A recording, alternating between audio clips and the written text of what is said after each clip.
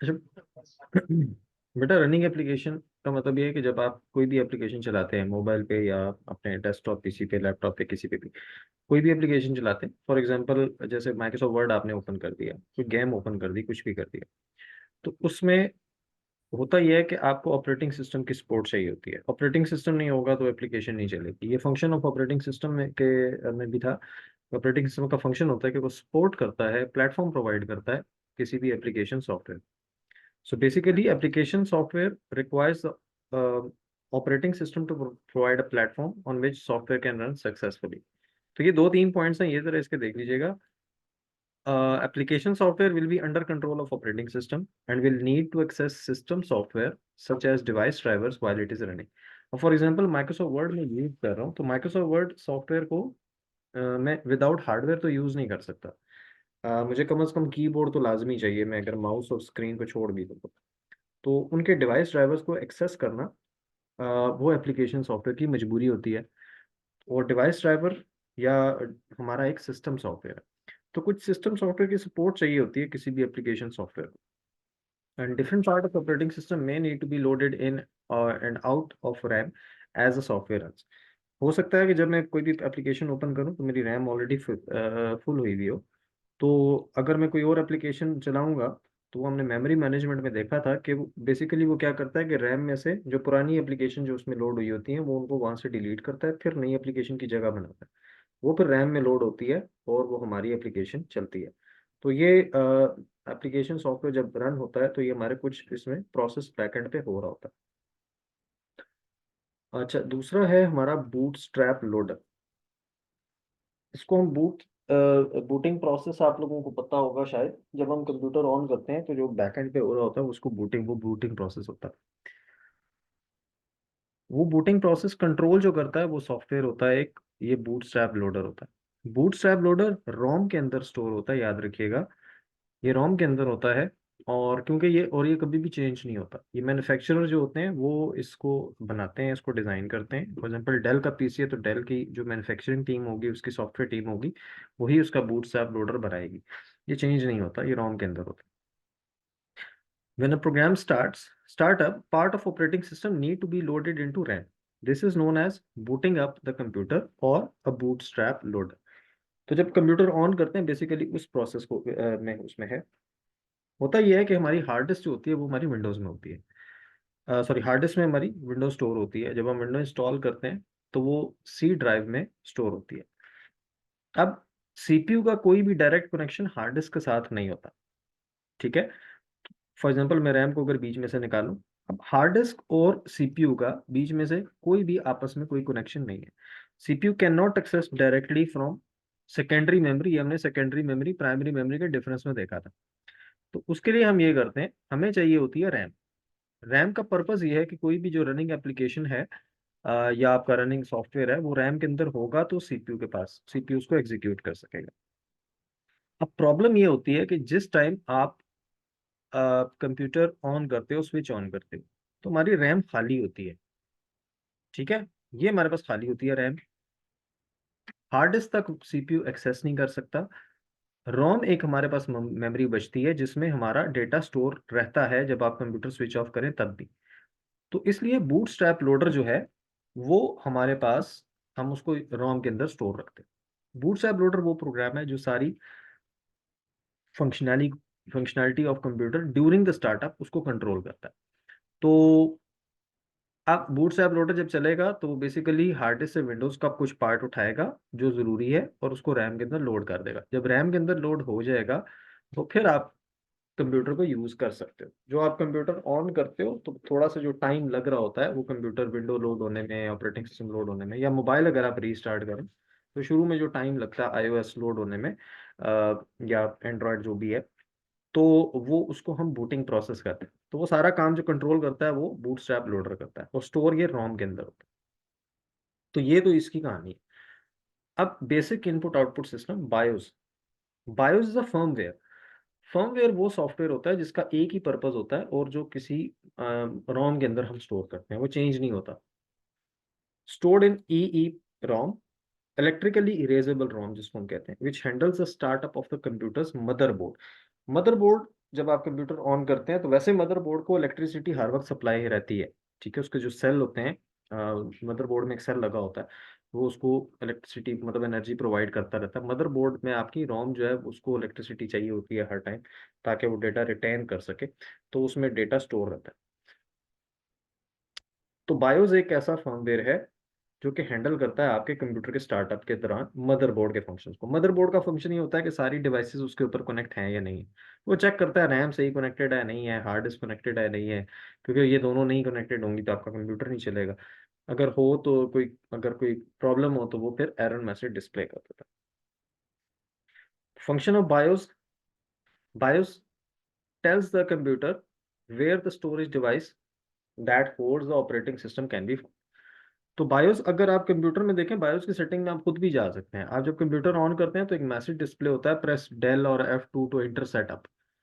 तो उस सेटअप में जाएं तो बायोस की सारी सेटिंग्स आपकी उसमें होती हैं, आप उसको चेंज कर सकते हैं, कंट्रोल कर सकते हैं। तो बायोस सबसे पहले तो कंप्यूटर को ये बताता है कि ऑपरेटिंग सिस्टम कहाँ पे पड़ा हो। आमतौर पे तो हार्ड डिस्क नहीं होता है, लेकिन सम टाइम अगर हार्ड डिस्क आपकी खाली है, जैसे नया कंप्यूटर लेते हैं तो हार्ड डिस्क तो खाली होती है, तो फिर हम डीवीडी से या यूएसबी से हम विंडो इंस्टॉल करते हैं। तो फिर बायोस की सेटिंग में जाके उसको चेंज करना पड़ता है। फर्स्ट बूट अप डिवाइस को हमें सीडी, डीवीडी या फ्लैश ड्राइव वो करना पड़ता है। तो बायोस पहले ये बताता है कि ऑपरेटिंग सिस्टम कहाँ पड़ा हुआ।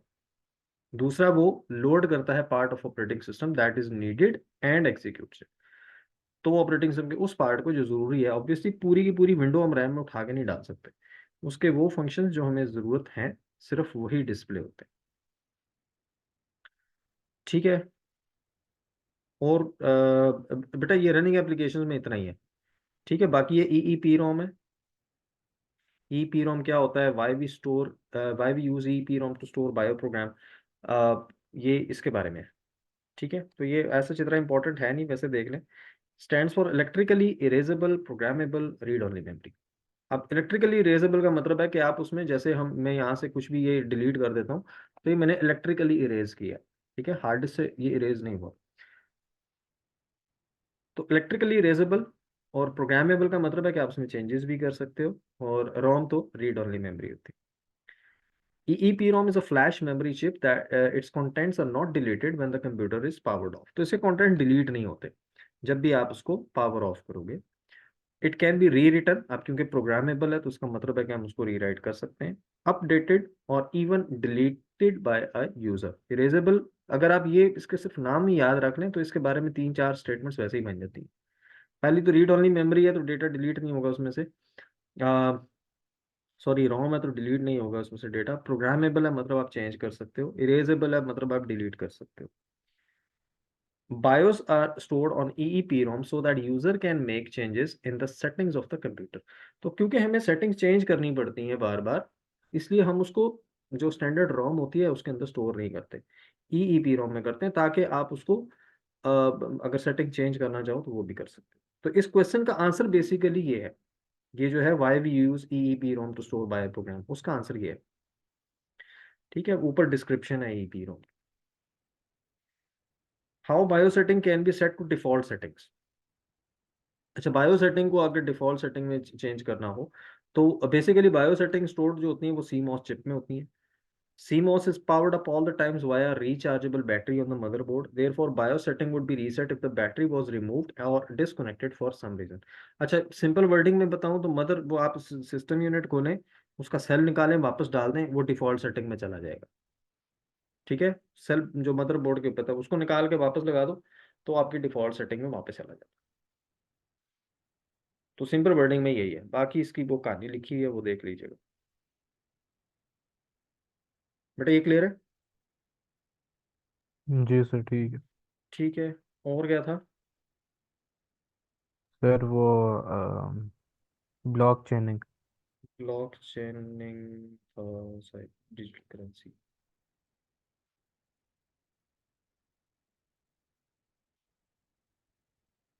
अच्छा, ब्लॉक चेनिंग बेटा होता यह है कि आप अ, एक चेन बनाते हो ब्लॉक्स की, उनको आपस में कनेक्ट करते हो, यूज करते हैं हम इसको डिजिटल करेंसी में, ये जो क्रिप्टो शिप्टो जो भी हैं उन सब में।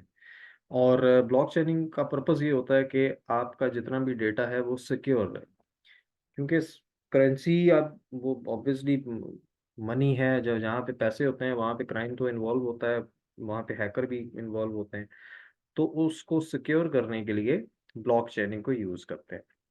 तो डिसेंट्रलाइज्ड डेटाबेस होती है। डिसेंट्रलाइज का मतलब ये है कि कोई एक सर्वर नहीं होता इसमें, कोई एक सिंगल कंट्रोल किसी के पास नहीं होता, उसको हम डिसेंट्रलाइज्ड कहते हैं। All the transaction of network members are stored in on this database. तो डेटाबेस एक डेटाबेस नहीं है, मल्टीपल इसमें डेटाबेसेस होती हैं। तो जितनी भी ट्रांजैक्शन होती हैं मेंबर, फॉर एग्जांपल हम चार बंदे हैं, हम चारों मिलके एक ब्लॉकचेन बना लेते हैं। तो जितनी भी ट्रांजैक्शन शारिक करेगा, हादी करेगा, मैं करूंगा, बिलाल करेगा, कोई भी करेगा, वो सारी की सारी ट्रांजैक्शन उस डेटाबेस में स्टोर होती हैं। और उसका कंट्रोल हम चारों में से किसी के पास भी नहीं होता। एक्चुअली हम सबके पास वो सारी इंफॉर्मेशन होगी।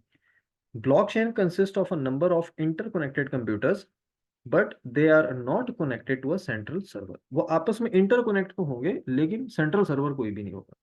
मतलब हम चारों के कंप्यूटर्स हैं, वो आप चारों आपस में कनेक्टेड होंगे। ठीक है, कोई एक सिंगल सर्वर नहीं है, ना मेरा कंट्रोल है ना किसी का भी कंट्रोल नहीं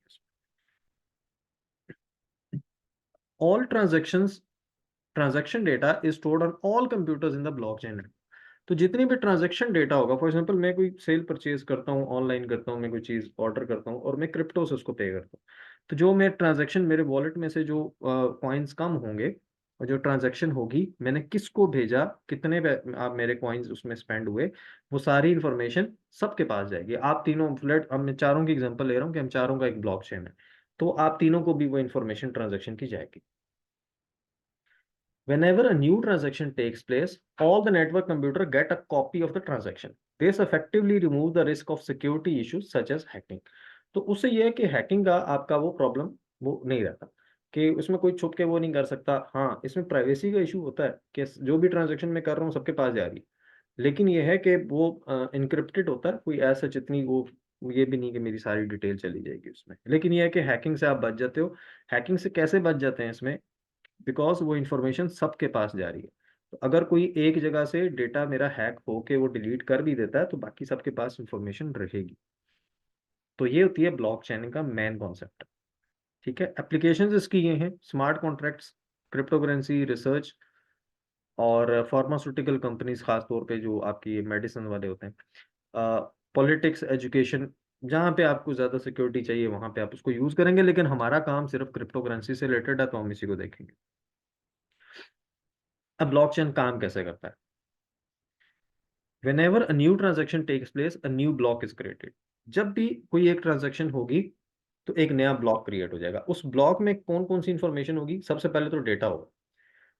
डेटा में name of sender and recipient, amount of money and so on. तो जो भी उस ट्रांजैक्शन से रिलेटेड इंफॉर्मेशन है वो सारी की सारी उसमें स्टोर होगी। कि मैं फॉर एग्जांपल मैंने भेजे बिलाल को, तो मेरा नाम होगा, बिलाल का नाम होगा, कितनी अमाउंट मैंने उसको भेजी, और वो सारी इंफॉर्मेशन उसके अंदर स्टोर होती है। फिर उसके बाद होती है इसमें एक hash value. Hash value basically एक यूनिक वैल्यू होती है जो हर बार जनरेट होती है, generated by an algorithm, usually a cryptographic algorithm called ऐसे। अच्छा, ये नाम याद रखने की जरूरत नहीं, ये एल्गोरिथम काफी सारे हैं। Which acts as a fingerprint. अच्छा, यूनिक वैल्यू जनरेट होती है, बस सिंपल अगर मैं बता दूं, हैश वैल्यू एक यूनिक नंबर होता है। वो नंबर एल्गोरिथम से जनरेट होता है, कोई भी खुद से नहीं बना सकता। और ये जो एल्गोरिथम है काफी स्ट्रिक्ट है। 256 का मतलब है ये जो हैश नंबर जनरेट होगा वो 256 बिट्स का होगा। ठीक है, तो बाइट में अगर कन्वर्ट करें तो ये तकरीबन 32 बाइट्स में हमारा वो डेटा स्टोर होता है इसमें, जो एक हैश नंबर जनरेट होता है। एक previous hash value, this points back to a previous block in the chain. एक प्रीवियस आपका होता है जो कि पिछले ब्लॉक के साथ उसको कनेक्ट करता है। तो ये जब भी आप कोई ट्रांजेक्शन करेंगे तो एक ब्लॉक हमारा जनरेट हो जाएगा जिसमें डेटा होगा, हैश वैल्यू होगी और previous hash value. Previous hash value means इसके पिछले ब्लॉक की जो हैश वैल्यू होगी वो वाली वैल्यू है। A new hash value is created each time a new block is created. तो ये हैश वैल्यू जो होती है वो हर बार नई क्रिएट होती है। This hash value is unique to each block and includes a time stamp which identifies when an event actually takes place. Time stamp भी होती है कि जिस टाइम वो क्रिएट होता है वो टाइम ऑफ क्रिएशन उसकी स्टोर होती है उसमें, और यूनिक होती है, मतलब सार कोई किसी भी हैश जो है वो सेम नहीं होता दो ब्लॉक्स का। And first block is known as the genesis block since it does not point to any previous block.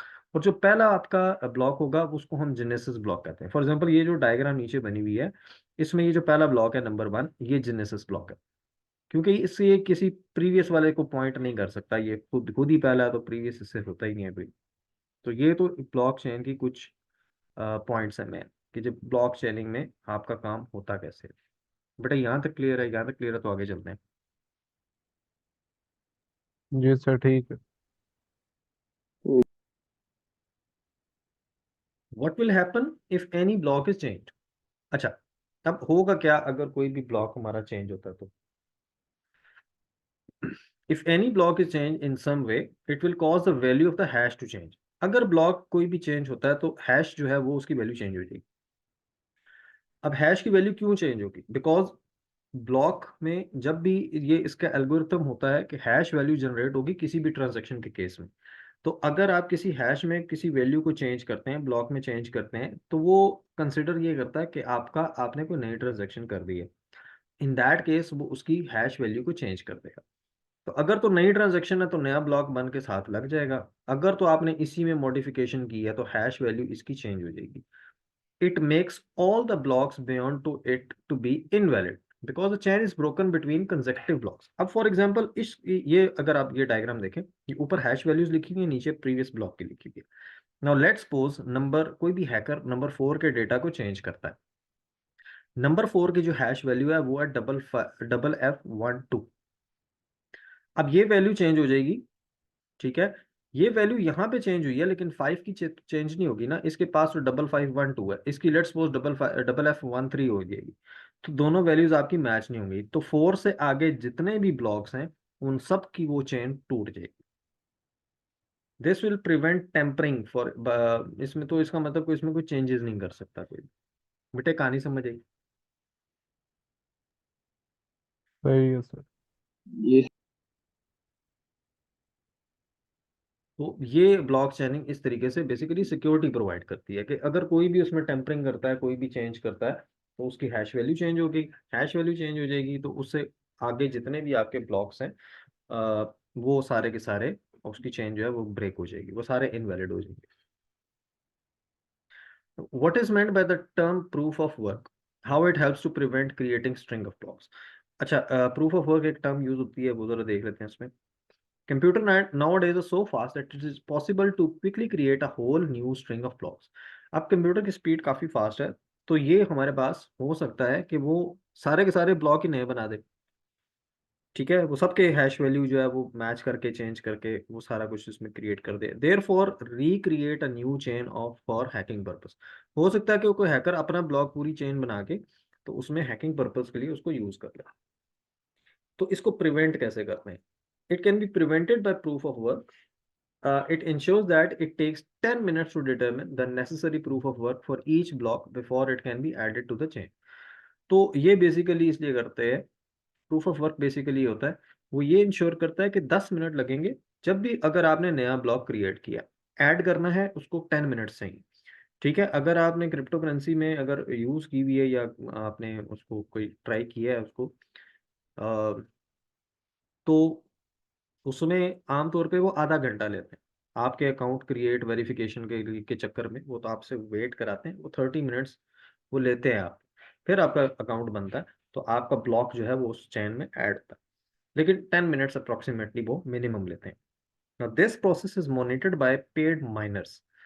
Miners कुछ लोग होते हैं जो कि उसकी सिक्योरिटी को मॉनिटर करते हैं, बेसिकली उसी नेटवर्क का पार्ट भी होते हैं। तो ये सारा प्रोसेस माइनर्स जो है वो उसको मॉनिटर करते रहते हैं, ताकि कोई भी हैकर अगर बीच में ऐड होता है तो नए ब्लॉक्स जो है वो जल्दी जल्दी ना बना सके। बेटा ये क्लियर है? प्रूफ ऑफ वर्क की समझ आई? जी सर ये सही जी है। सर। अच्छा बेटा ये कुछ पॉइंट्स देख लेना। Whole process of creating new blocks is slow down which foils hacker. तो बेसिकली आप उसको स्लो डाउन इसीलिए करते हो ताकि हैकर जो है वो सारे के सारे ब्लॉक्स खुद ना बना सके। Currency is regulated by all the network computers, और जितनी भी करेंसी होती है वो रेगुलेट जो होती है वो सारे नेटवर्क कंप्यूटर से होती है। मतलब सारे जो यूजर हैं वो उसी, मतलब कोई भी चेंज करना है पॉलिसी में तो सारे एग्री होंगे तो फिर होगा, कोई सिंगल अथॉरिटी नहीं होती इसमें। This makes it almost impossible to hack into the blockchain since it would be necessary to attack every single block in the chain at the same time. तो इसलिए ये फिर जो है वो इम्पॉसिबल होता है, क्योंकि जितने नंबर ऑफ यूजर्स ज्यादा होते हैं उसकी सिक्योरिटी बढ़ती जाती है। सबको तो हैक नहीं किया जा सकता, और हर बंदा अपने अपने उधर बैठा होगा, तो पूरा नेटवर्क हैक करना दैट इज प्रैक्टिकली इम्पॉसिबल होता है। It only takes one block to break the link of for any transaction to be terminated. तो बेसिकली एक भी ब्लॉक जो है वो, उससे आपका लिंक टूट जाता है। When a new block is created, it is sent to each computer in the blockchain and is checked by for correctness before being added to the blockchain. तो बेसिकली जब भी आप उसमें करते हैं तो एक नया ब्लॉक ऐड करता है, तो जितने भी कंप्यूटर हैं ब्लॉकचेन पे वो सबके पास मैसेज जाता है, वो ब्लॉक के ये ब्लॉक ऐड हुआ है, और वो उसको करेक्टनेस चेक की जाती है, फिर वो ब्लॉकचेन में ऐड होता है। तो ये जरा सिक्योरिटी इसकी थोड़ी ज्यादा अच्छी होती है। If a new network user is created, then they get a copy of everything in the whole blockchain system. तो जब नया, फॉर एग्जांपल मैं एक ब्लॉकचेन ऑलरेडी बना हुआ है, मैं उसका पार्ट बनना चाहता हूँ, तो उससे पहले जितनी भी इंफॉर्मेशन है वो सारी की सारी मेरे पास आएगी। क्योंकि मैं भी फिर ऑब्वियसली उसका पार्ट बन जाऊंगा, तो सारी इंफॉर्मेशन ब्लॉकचेन का जितना भी सिस्टम है उसकी सारी एक कॉपी जो है वो हर नए यूजर को भी दी जाती है। तो ये बेटा ब्लॉकचेन। इसकी बेटा डायग्राम एक्सपेक्टेड है कैम्ब्रिज के पेपर में बता रहा हूँ। ठीक है, वो ड्रॉ एंड एनोटेट वाला जो क्वेश्चन है ना, वो एक्सपेक्टेड है इस साल कैम्ब्रिज के चांसेस हैं वो आ जाएगा। तो इसकी डायग्राम देख लीजिएगा, ये डायग्राम है इसकी, ये वाली।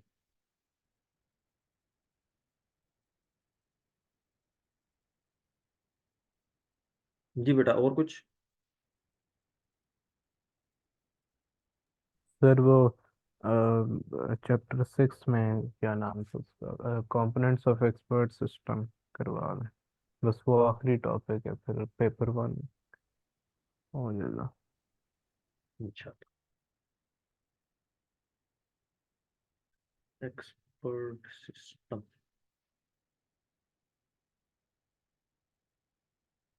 अच्छा, expert system form of artificial intelligence that copies human knowledge and experience, they use knowledge and inference to solve problem. अच्छा, ये आर्टिफिशियल इंटेलिजेंस की बेसिकली दो टाइप्स होती हैं, एक एक्सपर्ट सिस्टम है और एक machine learning. Expert system basically ये होता है जिसमें आपका नॉलेज, नॉलेज तो देखें कंप्यूटर को आप जितना मर्जी दे दो, उसके पास हार्ड डिस्क है, वो स्टोर करता रहेगा, भूलेगा तो नहीं, इंसान तो है नहीं। तो नॉलेज उसके पास बेताशा होता है। इन्फेरेंस का मतलब है कि आप किसी चीज़ का जो अंदाजा लगा के या अपने एक्सपीरियंस के थ्रू जो चीज़ें आप उसमें करते हैं। तो इन्फेरेंस टू सॉल्व प्रॉब्लम्स और answer question that would normally require an human expert. तो वो इस तरह के कुछ क्वेश्चन आंसर ये जो आपके ऑनलाइन आपकी होते हैं, ऑनलाइन मेडिकल डायग्नोस्टिक के लिए यूज होता है आजकल, काफ़ी वो एप्लीकेशन चल रही है नेट पे, तो उसके लिए यूज होता है। हाउ इट वर्क्स, बेसिकली काम कैसे करता है? Expert system would ask series of questions, ये आपसे बहुत सारे क्वेश्चंस पूछेगा, और answers would lead to the conclusion, और उन आंसर्स की बेस पे वो किसी कंक्लूजन पे पहुंचते हैं। The expert system would explain its reason with a statement, और फिर वो जो कंक्लूजन पे पहुंचेगा उसकी रीजन भी देगा। The user could then probe deeper if necessary, तो अगर यूजर ने उसे आगे कंटिन्यू करना हो, फॉर एग्जांपल मैंने कोई क्वेश्चन पूछा, उसने मुझे आंसर दे दिया, और उसके बाद मैं सेटिस्फाई नहीं हुआ, तो मैंने अगर दोबारा आगे कंटिन्यू कर रहा है तो मैं आगे कंटिन्यू भी कर सकता। It will supply a conclusion and any suggested action to take, उसके बाद वो कुछ आपके जो एक्सपर्ट सिस्टम होते हैं वो साथ सजेस्टेड एक्शन भी देते हैं। फॉर एग्जांपल कोई बीमारी आपके उसमें, तो वो आपको हो सकता है कोई मेडिसिन भी आपको सजेस्ट कर दे कि आप ये मेडिसिन लो, आप ठीक हो जाओ। Then it will give the percentage probability of the accuracy of its conclusion। फिर वो percentage probability होता है चांसेस, कितने चांसेस हैं कि ये जो कंक्लूजन है वो एक्यूरेट है, 90% है, 60% है, 80% है, जितना भी है, तो अपनी तरफ से वो परसेंटेज प्रोबेबिलिटी भी बता देता है कि ये कंक्लूजन 90% एक्यूरेट है। तो ये तो होता है हमारा एक्सपर्ट सिस्टम। ठीक है, ये इसकी एप्लीकेशंस हैं, इसमें बस उसमें दो तीन नाम याद कर लेना बहुत है। इसके आगे एग्जांपल देखते हैं, आपको थोड़ा क्लियर हो जाएगा। दे offer high level of expertise. ठीक है, एडवांटेजेस के हाई लेवल एक्सपर्टाइज आपको मिल जाती है, एक्यूरेसी अच्छी होती है, रिजल्ट कंसिस्टेंट होते हैं, ability to store vast amount of ideas and facts, तो आइडियाज एंड फैक्ट्स इसमें काफ़ी सारे बीच में आ जाते हैं। They can make traceable logical solutions and diagnostic. Traceable logical solution means कि ऐसा सॉल्यूशन जिसको आप बाद में भी ट्रेस कर सको, और डायग्नोस्टिक भी अगर डायग्नोस करने के लिए यूज करते हो। मल्टीपल एक्सपर्टाइज इसमें मतलब ज़्यादा लोग एक्सपर्टाइज इसमें हो सकते हैं। तो फास्ट रिस्पॉन्स टाइम है, ह्यूमन एक्सपर्ट को देर लगेगी, ये आपको कुछ क्वेश्चन पूछ के आपको आंसर कर देगा। They provide unbiased reporting and analysis of the facts. Unbiased mean के जो कि मतलब वो होता है ना, एक बंदा किसी की साइड लेने वाला होता है, वो बायस्ड उसको हम कहते हैं, मतलब जिसका पहले से एक ओपिनियन बना हुआ हो, तो वो बायस्ड होता है। अनबायस्ड मीन के जिसका कोई ओपिनियन, न्यूट्रल जिसको आप कहते हैं, ये न्यूट्रल रिपोर्टिंग करता है, किसी भी फैक्टर से ये अफेक्ट नहीं होता, क्योंकि मशीन है, इंसान तो है नहीं। They indicate the probability of any suggested solution, और दूसरा ये प्रोबेबिलिटी भी बता देता है। तो ये इसके कुछ एडवांटेजेस हैं, 3-4 बेटा कम से कम आपको आने चाहिए, सारे याद करने की जरूरत नहीं है। Drawbacks: user of expert system need considerable training in its use to ensure the system is being used correctly। तो एक्सपर्ट सिस्टम के यूजर होते हैं, उनको ट्रेनिंग देनी पड़ती है पहले। सेटअप एंड मेंटेनेंस कॉस्ट है वेरी हाई, आपको एक डेटाबेस बनानी पड़ेगी, उसको मेंटेन करना पड़ेगा, आपको अच्छा सा फास्ट कंप्यूटर चाहिए, जो उसमें फिर प्रोग्रामिंग चाहिए, तो काफ़ी सारा इसमें इसकी कॉस्ट काफ़ी बड़ी होती है। They tend to give a very cold responses that may not be appropriate in certain medical situation। अब क्योंकि मशीन है, इसे कोई इमोशंस नहीं है, तो ये सम टाइम बड़ा कोल्ड रिस्पॉन्स दे देता है। फॉर एग्जांपल, मैं अगर कुछ अपने सिम्टम लिखूं, हो सकता है मुझे कहे तुम हफ्ते बाद मर जाओगे, ठीक है, तो मरीज को कभी भी नहीं कहते कि तुम मरने लगे। तो इस तरह के कोल्ड रिस्पॉन्सेज वो दे देता है सम टाइम, तो मेडिकल सिचुएशन में सम टाइम वो सूटेबल नहीं होता। They are only as good as information और facts entered into the system. ये उतना ही ठीक है जितनी इंफॉर्मेशन कंप्यूटर के अंदर डली हुई है, क्योंकि खुद से अपने आप को इंप्रूव नहीं करता, ये उसी इंफॉर्मेशन की बेस पे चलता है जो आपने उसमें स्टोर की हुई। Then users sometime make the very dangerous assumptions that they are infallible. और समटाइम ये होता है कि क्योंकि एक्यूरेसी नहीं होती, यूजर हो सकता है ये गलती भी कर सकता है, इट्स नॉट नेसेसरी कि वो 100% सही हो। फॉर एग्जांपल, मेडिकल डायग्नोसिस की एग्जांपल होती है इसकी, तो उसमें अगर वो हो सकता है मुझे कोई मेडिसिन ऐसी सजेस्ट कर दे जो कि मुझे सूट ही ना करती हो, तो मुझे और ज़्यादा नुकसान हो जाए, तो ये इसलिए इसके कुछ ड्रॉबैक्स भी हैं। इसे कंपोनेंट्स, अच्छा बेटा कंपोनेंट्स से ऐसा क्वेश्चन आया है पास पेपर में, ज़रा इसके देख लें। और ये बेटा याद करने हैं सारे, क्योंकि वो किसी भी एक कंपोनेंट की डिटेल पूछ सकते हैं आपसे। हो सकता है वो आपको कहें 4 के नाम बताओ और रूल बेस को एक्सप्लेन कर दो, ठीक है, 3 के नाम बता दो, नॉलेज बेस को एक्सप्लेन कर दो, तो इस तरह का क्वेश्चन आ सकता है। तो ये सब की 3-3 4-4 पॉइंट्स है, मैंने ज़्यादा डिटेल नहीं डाली, तो वो उसमें याद कर लीजिए। ये इसकी डायग्राम है। इसमें एक्सपर्ट सिस्टम शेल होता है, ठीक है, ये वाला जो ब्लॉक है आपका, जिसमें 3 चीजें: user interface, explanation system, inference. सबसे पहले यूजर इंटरफेस। यूजर इंटरफेस वैसे भी उसको कहते हैं कि जिससे यूजर आपका कम्युनिकेट कैसे करेगा, किसी टच स्क्रीन के थ्रू कर रहा है, कीबोर्ड के थ्रू कर रहा है, कोई फॉर्म आप उसके सामने खुला हुआ है, माउस से सिलेक्ट कर रहा है, जो भी कर रहा है, तो वो यूजर इंटरफेस होगा। So method by which expert system interacts with the user. Interaction can be through dialog boxes, command prompts और एनी अदर इनपुट मेथड। बेटा डायलॉग बॉक्स पता है ना क्या होता है?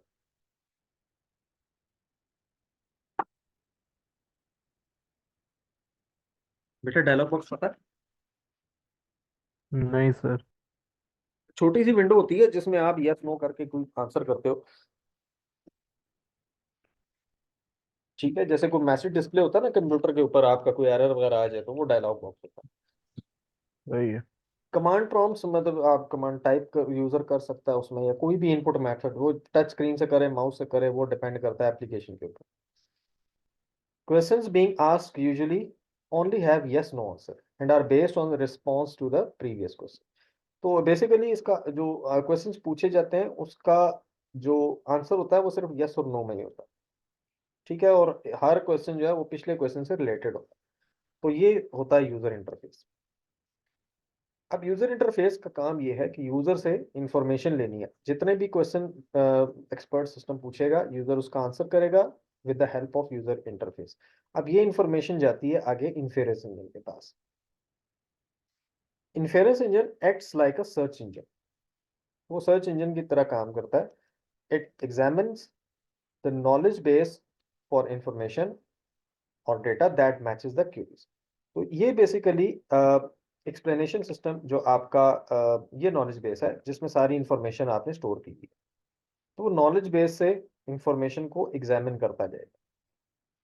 It is responsible for gathering information from the user by asking a series of questions and applying responses where necessary. Each question being asked is based on the previous response. तो ये basically जो question पूछने की responsibility होती है वो inference engine की होती है। The inference engine is the problem solving part of the expert system. सबसे इंपॉर्टेंट यही है, सारा काम तकरीबन इसी का ही होता है। प्रॉब्लम सॉल्विंग पार्ट है that make use of inference rules in the rule base. ये आपके रूल बेस हैं, इसमें इन्फेरेंस रूल्स होते हैं, मतलब किस रूल की बेस पे वो डिसीजन ले रहा है, वो सारे रूल्स यहाँ पे होंगे, सारी इंफॉर्मेशन नॉलेज बेस में होगी। तो इन दोनों को यूज करते हुए ये आपकी प्रॉब्लम सॉल्विंग मतलब सोल्यूशन बताता है उसका। Then it attempts to use information gathering from the user to find an object that matches from the information in the knowledge base। फिर वो अटेम्प्ट करता है कि ये नॉलेज बेस से इंफॉर्मेशन ले, रूल बेस से रूल्स ले, और उस सारी चीजों के एंड पे एक डिसीजन निकाल के आंसर भी यूजर को दे दे। तो ये सारा काम इन्फेरेंस इंजन का। बेटा ये क्लियर है? जी सर। देन नॉलेज बेस, जी सर। नॉलेज बेस का मतलब वो ये कि सारा आपका डेटा जितना भी स्टोर होगा वो सारा उसमें स्टोर होगा। Is a storage area of facts.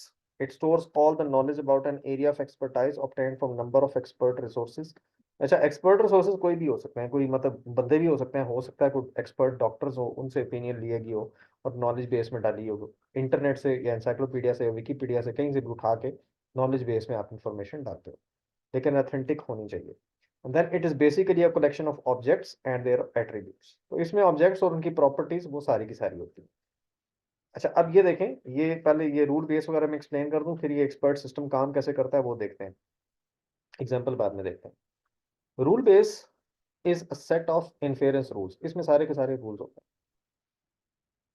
वो रूल कुछ भी हो सकता है, वो डिपेंड करता है एप्लीकेशन के ऊपर, इसे मैं उसकी डिटेल में नहीं जा रहा, बस ये याद रखना है इसमें इन्फेरेंस रूल्स होते हैं। Inference rules are use by inference engine to draw conclusion. ये हमने इन्फेरेंस इंजन में पढ़ा था कि वो इन्फेरेंस रूल्स को यूज करेगा और फिर कंक्लूजन निकालेगा। They follow logical thinking using if statement and logical operators। Logical operators and और नॉट होते हैं, और इफ स्टेटमेंट जो कि हम प्रोग्रामिंग में भी कर, मतलब कंडीशन होगा और उसके बाद ज्यादा कंडीशंस भी हो सकती हैं, तो उसमें एंड और भी यूज हो सकता है। और इसमें एक चीज रहेगी, रूल बेस्ड नॉलेज बेस्ड। अच्छा, एक्सप्लेनेशन सिस्टम वो आगे इसमें होगा कहीं कोई नहीं। अच्छा, एक्सप्लेनेशन सिस्टम बेटा होता है जो कि आपका आउटपुट जो है वो जनरेट करता है सारी चीजें। इन्फेरेंस इंजन एक्सप्लेनेशन सिस्टम को रिजल्ट देता है, वो फिर यूजर इंटरफेस को देता है। अब भी ये एग्जांपल देख लो। अच्छा बेटा, ये एक एग्जांपल है। फॉर एग्जांपल ये हमारी एक डेटाबेस है, ठीक है। ये हमारे पास एग्जांपल्स हैं, ये ऑब्जेक्ट्स हैं, डॉग, वेल, डक, तीन की, ये हमने क्लास में भी की थी एग्जांपल, और ये उसके एट्रीब्यूट्स हैं। तो अब इसमें बेसिकली यूजर से क्वेश्चन पूछेंगे, is it a mammal? User ने चूज किया यस। अब देखें एट्रीब्यूट वन से मैमल्स हमारे पास ये दो हैं, तो इसका मतलब डॉग या वेल, दो ऑप्शन हमारे पास रह गई, डक निकल गई बीच में से इस क्वेश्चन की बेस पे। बात समझ आई बेटा, बात समझ आई? जी। जी सर। तो अब हमारे पास एक डॉग रह गया, और या फिर हमारे पास इसमें वेल रह गई। दूसरा क्वेश्चन है, कैन इट बी अ पेट? यहाँ पे यूजर ने आंसर किया नो। तो अब हम, डक तो हमारी ऑलरेडी निकल गई थी, तो अब हम कैन बी अ पेट में से देखेंगे, इन दोनों में से, डॉग और वेल में से। आंसर इसका नो है, तो इसका मतलब वेल भी बीच में से निकल गई, हमारे पास सिर्फ डॉग रह। ठीक है। तो इस तरह तरीके से हम उसमें, अब यहाँ पे तो उसने सिर्फ तीन दिए ना, ये ऑब्जेक्ट तो बहुत से होंगे ऑब्वियसली, 1000 2000 होंगे, उन सब में से ये फिर आगे क्वेश्चन पूछता जाता है, does it live in water? Yes. अच्छा, अब लिव इन वाटर की बेस पे जरा देखें, हमारे पास वेल है और डक है। और नहीं यार, ये मैंने उल्टा कर दिया। Can it be a pet? No. तो इसका मतलब हमारे पास वेल बचेगी, डॉग नहीं बचेगी। Does it live in water? Yes. तो again well. Does it make sonic sounds? Yes. Again it's well. Is it body covered with skin? ये किधर है? Body is covered in fur, body is covered in skin. Well yes. ही है। ठीक है, well या तो ये बेसिकली इस तरीके से हमारी वेल ही बनती जाएगी। इसका आंसर तो वैसे मैं इधर ही पता चल गया था सेकंड क्वेश्चन पे ही, लेकिन ऑब्वियसली जब हमारे पास नंबर ऑफ ऑब्जेक्ट ज्यादा होंगे तो ये हमारी वो बीच में से हमारे पास ये ज्यादा ऑब्जेक्ट्स बचते जाएंगे, तो आखिर में इन द एंड वो कंक्लूजन निकलेगा। Conclusion, it is a well. तो इस तरीके से सारे क्वेश्चन, सीरीज ऑफ क्वेश्चन पूछता है यूजर से। ये उसके पास नॉलेज बेस है। नॉलेज बेस में से वो सारी की सारी इंफॉर्मेशन उठाता जाएगा। रूल बेस में से वो रूल बेस अप्लाई करेगा जो आपकी कंडीशन है। ठीक है, वो if then else logic apply करेगा कि कहाँ पे वैल्यू मैच हो रही है। और आखिर में जो कंक्लूजन है वो डिस्प्ले कर देगा एक्सप्लेनेशन सिस्टम के थ्रू। बट ये क्लियर है? जी सर। अच्छा, अब आप लोगों ने इसमें करना क्या है? इसमें आप लोगों ने करना सिंपल ये है कि आप लोगों ने एक्सपर्ट सिस्टम के कंपोनेंट्स के नाम याद करने हैं सबसे पहले। ज्यादातर वो सिर्फ नाम पूछ लेते हैं। दूसरा, आप लोगों ने इसकी डिटेल चार चार पॉइंट्स, ज्यादा नहीं, इतने याद करने हैं सबके। ठीक है। उसके बाद ये ठीक है सर। सेटिंग अप है कि इंफॉर्मेशन पहले डालते हैं उसमें, नॉलेज बेस को पॉपुलेट करते हैं, रूल बेस क्रिएट करते हैं, फिर इन्फेरेंस इंजन को सेटअप करते हैं, यूजर इंटरफेस बनाते हैं, और उसके बाद वो सिस्टम सेटअप बन के उसको टेस्ट कर देते हैं। ये जरा एक कहानी है, ये जरा देख लेना इसमें। और ये इसकी एक एग्जांपल है। ठीक है, मेडिकल डायग्नोस्टिक किस तरीके से होती है। इनपुट स्क्रीन यूजर के सामने होगी, वो एक्सपर्ट सिस्टम के पास जाएगी, एक्सपर्ट सिस्टम सारा का सारा उसमें से क्वेश्चन पूछेगा, नॉलेज बेस से मैच करेगा, वो सारा कुछ कर करके उसके बाद आउटपुट स्क्रीन पे उसको डायग्नोस्टिक डिस्प्ले कर देगा। ठीक है, ये इसकी एक एग्जांपल है। अब इसमें इसके पास पेपर क्वेश्चंस देख लेते हैं।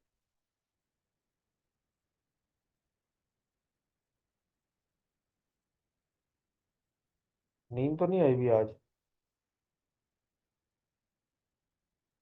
नहीं सर। अच्छा।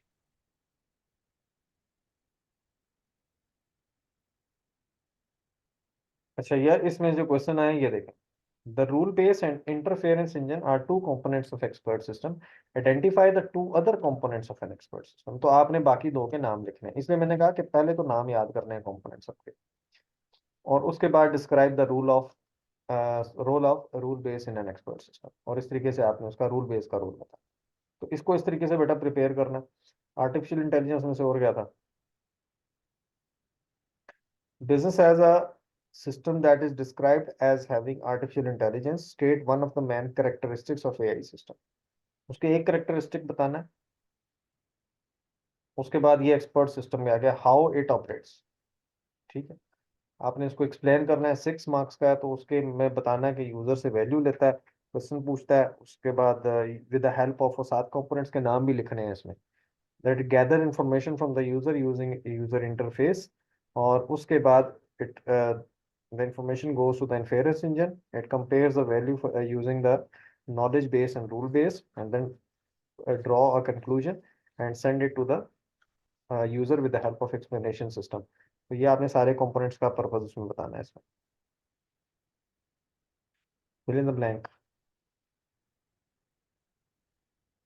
अच्छा बेटा, फिल इन द ब्लैंक ध्यान से करनी है सारी।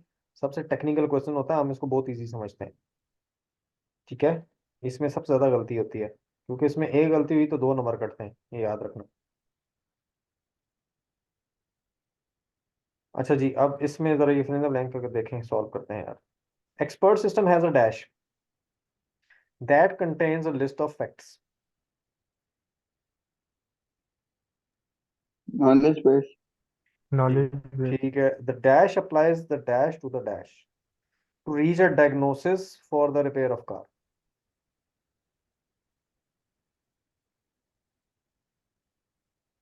An expert system में dash, अच्छा ठीक है, the dash applies the dash, ये क्या भाई?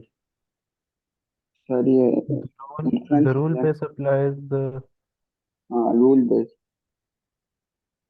अरे इसमें तुक्के सर वैल्यू ये मार। इंफ्रेंस इंजन है पहला। ठहर ठहर निकालते हैं, इसकी मार्टिन से निकालते हैं। अक्टूबर नवंबर 13।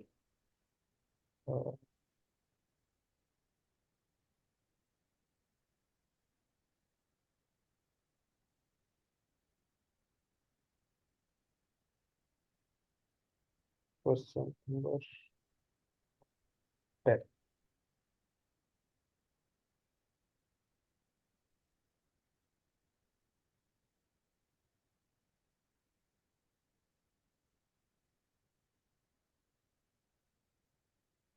जी, पहला नॉलेज बेस है, ठीक है। An expert system as a knowledge base.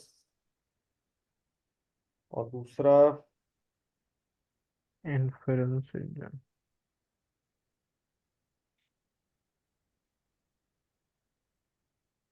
Then inference apply the rule base भी लिख सकते हैं, नॉलेज बेस, मतलब ये दो लिखने हैं आपने, एक पहले में रूल बेस लिख दो, दूसरे में नॉलेज बेस कर दो। इन दोनों को अप्लाई करेगा to reach the diagnostic of this. The user provide data to the system using an interface. ठीक है, बेसिकली उसे कंपोनेंट्स के नाम ही है सारे।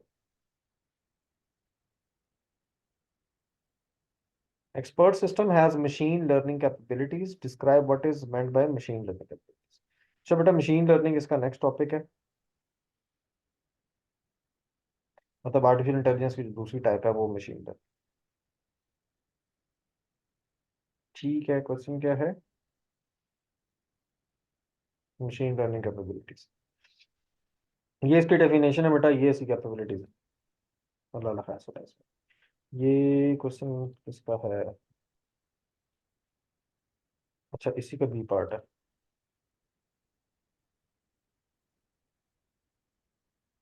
ये बेटा उसकी capabilities, form of artificial intelligence. अच्छा, मशीन लर्निंग बेटा वो होता है जो कि अपने आप को ट्रेन भी करता है, अपने आप को मतलब बेहतर करता रहता है with the help of experience. वो बाकी चीजें वो अपने एल्गोरिथम को अपडेट भी करता है। So basically it can adopt changes its own processes, it can edit its own algorithm, तो अपने एल्गोरिथम को खुद से चेंज भी करता है। जैसे चैट जीटीपी है। It can edit its own data, अपना डेटा भी चेंज कर सकता है वो, मतलब सिर्फ नॉलेज बेस की बेस पे नहीं है वो, बाद में उसमें चेंजेस भी हो सकती हैं। It can be trend, this can be supervise और अनसुपरवाइज, मतलब ट्रेन वो अपने आप को ट्रेन करता है, उसको फिर यूजर सुपरवाइज करे ना करे वो डिपेंड करता है एप्लीकेशन के ऊपर। Meaning it can learn with और विदाउट ह्यूमन इंटरेक्शन, तो उसमें नई इंफॉर्मेशन ऐड वो खुद से करता रहता है, उसमें ह्यूमन की इंटरेक्शन की जरूरत नहीं होती। Analysis patterns and store successful, ये बेटा इसके कुछ पॉइंट्स हैं, ये इसकी थ्योरी दे।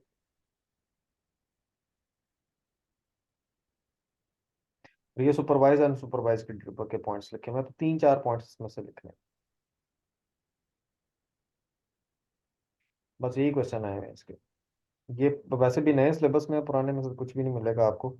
तो ये कुछ क्वेश्चंस हैं जो कि आपके इसमें से आ सकते हैं। बेटा और कोई क्वेश्चन?